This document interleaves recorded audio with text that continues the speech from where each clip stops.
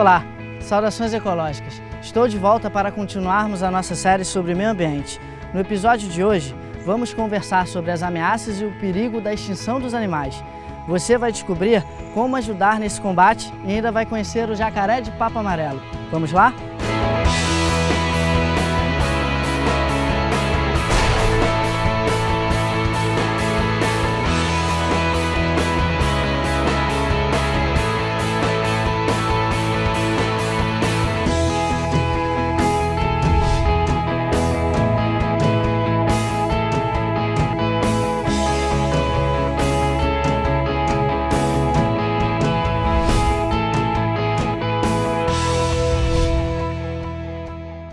No episódio passado, aprendemos um pouco sobre o ecossistema e vimos que uma pequena mudança já é capaz de trazer um desequilíbrio ecológico.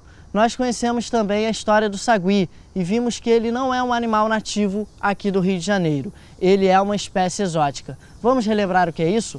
Exóticas são todas as espécies oriundas de um outro local, enquanto que nativas são as espécies que sempre existiram num determinado bioma. No caso do Rio de Janeiro, a Mata Atlântica. Vamos ver alguns exemplos de espécies nativas do Rio de Janeiro. A preguiça, a capivara, o mico-leão dourado, o tia-sangue e o jacaré de papo amarelo. Esta é a Lagoa de Marapendi. Ela e os seus afluentes fazem parte da Baixada de Jacarepaguá, que vem do Tupi-Guarani Yacaré-Paguá e quer dizer Festa dos Jacarés ou Vale dos Jacarés. Devido ao crescimento urbano, a poluição e a remoção da vegetação ao redor, este animal, o jacaré de papo amarelo, se encontra ameaçado. Aqui na lagoa chegam vários detritos, inclusive o lixo que as pessoas jogam no local. Entre eles está a sacola plástica, que alguns animais acabam confundindo como seu alimento. Com o estômago cheio de plástico, não conseguem comer mais nada e acabam morrendo de fome. Apesar dessa cara de mal, este animal não oferece nenhum risco ao ser humano e está relacionado ao equilíbrio biológico da lagoa. Isso não quer dizer que vamos começar a alimentá-lo, né? Lembre-se, não devemos alimentar os animais silvestres. Alimentar ao jacaré aumentaria ainda mais o desequilíbrio ecológico.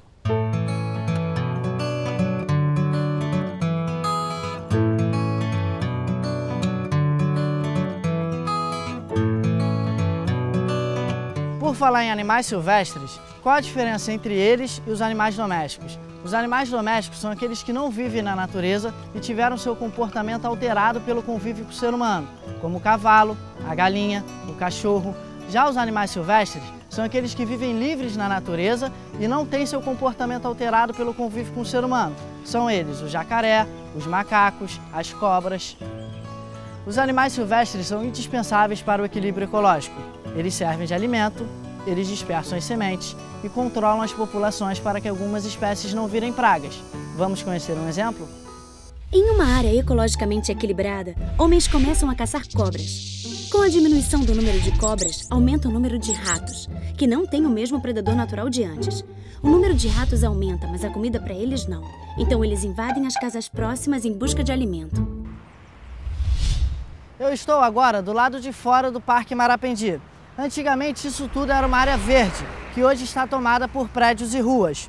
Com o crescimento da cidade, vai diminuindo a área de vegetação e com isso o espaço para os animais. Vale lembrar que os animais chegaram aqui antes, nós é que estamos tomando o lugar deles.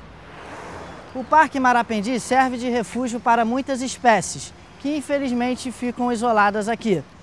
Na região existe um outro parque chamado Chico Mendes, e entre os parques de Marapendi e Chico Mendes haverá uma ligação chamada de Corredor Verde. O Corredor Verde terá a função de garantir o livre trânsito entre os animais, além de oferecer alimento para garantir o equilíbrio ecológico. Além dessa função, também servirá para contribuir com o bem-estar da comunidade.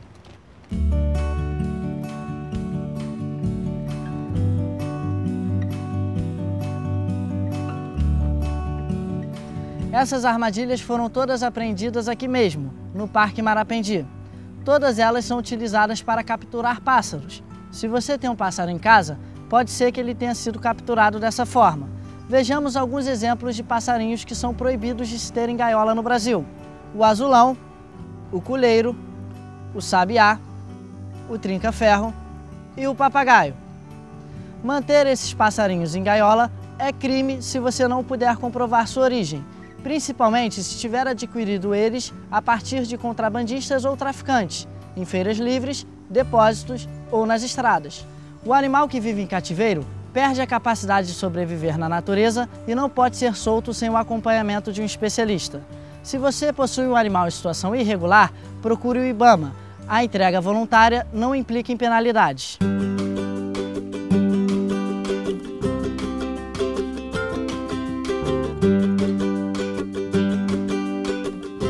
Nós falamos sobre os pássaros, mas eles não são os únicos a sofrer com a ação dos traficantes.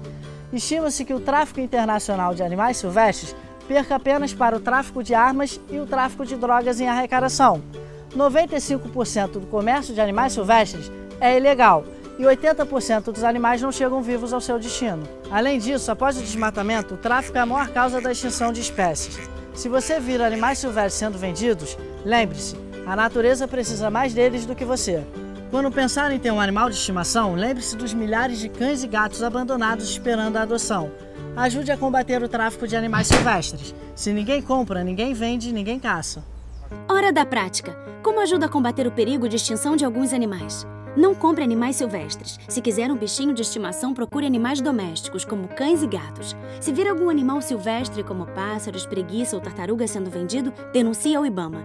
E, se você tem um amigo que tenha um animal vivendo em cativeiro, converse com ele e explique os problemas dessa atitude. Contribua para a extinção das gaiolas. Está vendo essa árvore enorme? Essa é a figueira, uma árvore nativa da Mata Atlântica Carioca. A figueira é um dos principais habitats escolhidos pelo bicho preguiça, pois sua folha é um dos poucos alimentos que serve para o animal. Não preciso nem dizer que o desaparecimento do bicho preguiça está diretamente relacionado ao desaparecimento das figueiras. É o ecossistema, lembra? Está tudo interligado. No próximo episódio, vamos falar mais sobre a figueira e a vegetação típica do Rio de Janeiro. Saudações ecológicas e até lá!